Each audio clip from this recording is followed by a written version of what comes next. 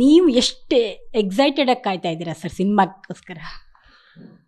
ನಾನು ಎಲ್ಲ ಕಡೆ ಹೇಳ್ತಿದ್ದೀನಿ, ಒಂದು ಒಂದು ಕನ್ನಡದ ಒಬ್ಬ ಮಾಮೂಲಿ ಹುಡುಗ ಇವತ್ತು ಈ ಹಂತಕ್ಕೆ ಬೆಳೆದಿದ್ದು ಕಳೆದ ಕೆಲವು ವರ್ಷಗಳಲ್ಲಿ ಉದಾಹರಣೆನೇ ಆಗಿಬಿಟ್ಟಿದ್ದಾರೆ ಯಶ್. ಈ ಉದಾಹರಣೆ ಇನ್ನೂ ದೊಡ್ಡ ಉದಾಹರಣೆ ಆಗಬೇಕು ಅಂತ ಆತನ ಕನಸು. ಅದಕ್ಕಿಂತ ದೊಡ್ಡ ಉದಾಹರಣೆ ಆಗಬೇಕು ಅಂದರೆ ಕನಸು ಎಲ್ಲರೂ ಕಾಣ್ತಾರೆ, ಎಲ್ಲರಿಗೂ ನನಸಾಗಲ್ಲ. ಯಾಕಂದರೆ ತುಂಬ ಕಷ್ಟಪಡಬೇಕು ಕನಸು ನನಸಾಗಬೇಕು ಅಂದರೆ. ಅಂಥ ಕನಸುಗಾರ ಯಶ್ಗೆ, ಅಂಥ ಹಠವಾದಿ ಯಶ್ಗೆ ಇದು ತುಂಬ ದೊಡ್ಡ ಮೈಲಿಗಲ್ಲಾಗಬೇಕು ಅನ್ನೋ ಒಂದು ಒತ್ತಾಸೆ ಇದೆ. ಅದೇ ಥರ ಕನ್ನಡಿಗರಿಗೂ ಇದೆ. ಕನ್ನಡಿಗರಿಗೆ ನಮ್ಮ ಊರಿನೊಂದು ಸಿನಿಮಾ ಈ ಮಟ್ಟಕ್ಕೆ ಬೆಳೀತಿದೆ ಅಂದ್ರೇ ಒಂದು ಖುಷಿ. ಅವ್ರು ಆಲ್ರೆಡಿ ಜೊತೆಗೆ ನಿಂತು ಬಿಡ್ತಾರೆ.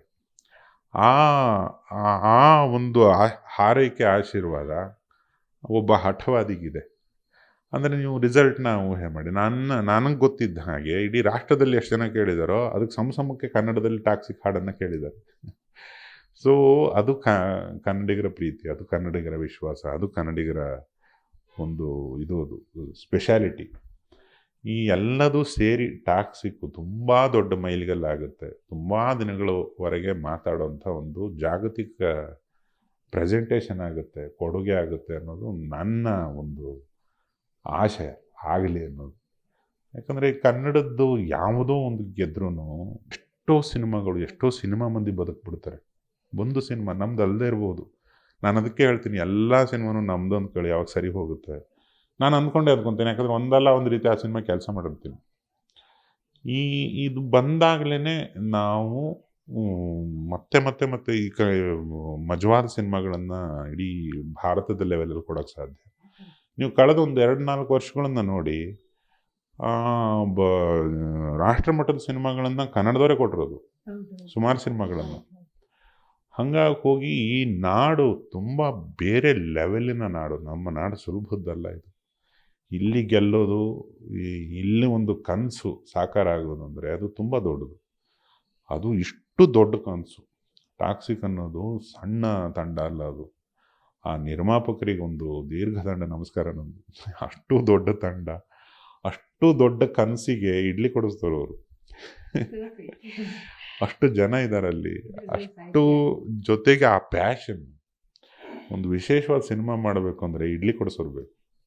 ಯಾಕಂದರೆ ಅವರಿಗೂ ಅಷ್ಟೇ ಹುಮ್ಮಸ್ಸಿದ್ದಾಗ ಮಾತ್ರ ಇಡೀ ತಂಡ ಗುದ್ದಾಡೋಕ್ಕೆ ಹೋರಾಡೋಕ್ಕೆ ಒಂದು ಸ್ಟ್ರೆಂಗ್ತ್ ಬರೋದು.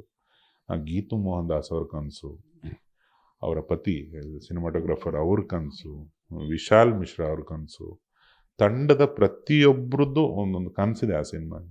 ಅದು ಎಲ್ಲ ಸೇರಿ ಅದು ಇನ್ಯಾವ ಮಟ್ಟಕ್ಕೆ ಜನರನ್ನು ಆಕರ್ಷಣೆ ಮಾಡುತ್ತೆ ಅಂತ ನೋಡೋ ಕುತೂಹಲ ನನಗೂ ಇದೆ. ನನ್ನ ಹಾರೈಕೆ ಒಬ್ಬ ಸ್ನೇಹಿತನಾಗಿ, ಒಬ್ಬ ಕನ್ನಡಿಗನಾಗಿ, ಒಬ್ಬ ಸಿನಿಮಾದವನಾಗಿ ಅದು ಯಾವತ್ತಿಗೂ ಮತ್ತೆ ನೆನೆಸುವಂಥ ಚಿತ್ರ ಆಗಲಿ, ನಮ್ಮ ಕನ್ನಡದ ಶಾಶ್ವತ ಹೆಮ್ಮೆಗಳಲ್ಲಿ ಅದು ಒಂದಾಗಲಿ ಅನ್ನೋದು ನನ್ನ ಹಾರೈಕೆ. ನೀವು ಅದೊಂದು ಕುತೂಹಲನ ಹೇಳಲೇ ಇಲ್ಲ ಸರ್. ತಬಾಹಿ ಹಾಡನ್ನು ನಾವು ನೋಡಿದ್ದೀವಿ, ಹೌದು ಕೇಳಿದ್ದೀವಿ. ನೆಕ್ಸ್ಟ್ 2 ಹಾಡಿದೆಯಲ್ಲ, ಅದ್ರ ಬಗ್ಗೆ ನೀವೇನು ಹೇಳಲೇ ಇಲ್ಲ. ಒಂದು ವೇದಾಂತ ಪ್ಲಸ್ ನೋವು, ಅದು ಬಹಳ ವಿಶೇಷವಾಗಿದೆ. ನನಗೆ ಮತ್ತು ಯಶ್ಗೆ ತುಂಬ ಫೇವ್ರೇಟಾಗಿ ಕಾಣುತ್ತೆ. ಇನ್ನೊಂದು ಫೀಮೇಲ್ ಸೋಲು, ಒಂದು ಹುಡುಗಿಯ ಪ್ರೇಮ, ಹುಡುಗಿ ಆಕರ್ಷಿತಲಾಗ್ತಿರೋದ್ರ ಬಗ್ಗೆ. ಎರಡೂ ತುಂಬ ಸ್ಪೆಷಲ್ ಆಗಿದ್ದಾವೆ. ಎರಡೂ ಇಷ್ಟೇ ಚೆನ್ನಾಗಿದ್ದಾವೆ. ಎರಡನ್ನೂ ಕಂಪೋಸ್ ಮಾಡಿರೋದು ವಿಶಾಲ್ ಮಿಶ್ರಾ ಅವರೇ. ಸೊ ಇನ್ನೊಂದು ಮರವಂತೆ ಅವರು ಬರೆದಿರೋದು. ಸೊ ಈ 3 ಹಾಡುಗಳು ಅತಿ ಶೀಘ್ರದಲ್ಲೇ ಬರ್ತವೆ. Thank you sir. ಈ ನಿಮ್ಮ ಲುಕ್ ಕಾರಣ ಏನು ಫೈನಲಿ? ಇದು ನನ್ನ ಹೇರ್ ಕಟ್ ಮಾಡಿರೋ ನನ್ನ ಗೆಳೆಯ ಗೋವರ್ಧನ ಕೇಳಬೇಕು. ಸಿನಿಮಾಕ್ಕೆ ಅಂತ ಕೇಳ್ಪಟ್ವಿ. ಹೌದು, ಸ್ನೇಹಿತ ಗಡ್ಡ ವಿಜಯ್ ಅವರದ್ದು ನಿರ್ದೇಶನದ ಒಂದು ಸಿನಿಮಾಗೆ ಈ ಲುಕ್ ಟೆಸ್ಟಿಗೆ ಮಾಡಿಸಿರೋದು ಇದು. ಇದನ್ನು ನೋಡಿದಾಗಲೂ ತಮಗೇನಾದ್ರು ನಗು ಬಂದಿದ್ರೆ ನಮ್ಮ ಶ್ರಮ ಸಾರ್ಥಕ. Thank you Gadda Vijay. Thanks for your time. Thank you. So ಇದು ಯೋಗರಾಜ್ ಭಟ್ ಅವರ ಮಾತಾಗಿತ್ತು. ಕ್ಯಾಮ್ರಾ ಪರ್ಸನ್ ಸಚಿನ್ ಜೊತೆ ಭಾರತಿ, ಪಬ್ಲಿಕ್ ಟಿವಿ.